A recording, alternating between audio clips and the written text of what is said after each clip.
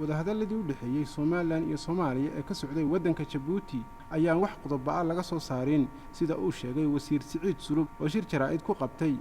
howlka uu ka socday shirkaasi wadahadalada Soomaaliland iyo Soomaaliya oo soconayay muddo 3 maalmood wasiir Siciid Sulub ayaa waxa uu ka hadlay qodobada la isku diiday waxaana ka mid ahaa hadaladiisii bismillaahir rahmaanir rahiim assalaamu calaykum waraxmatullaahi wabarakaatuh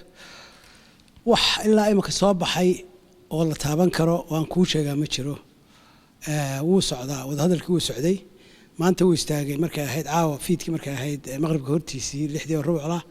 waxaanu isku taagay markaanu aragnay qolooyinkan koonfurta labadii guddi annaguna guddidee soo diyaar garowday baan nahay ayaguna inaanay diyaar ahayn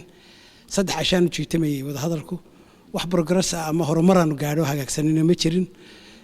waxaanu arkaynay inay had iyo goor jiidayaan hadalka oo aanay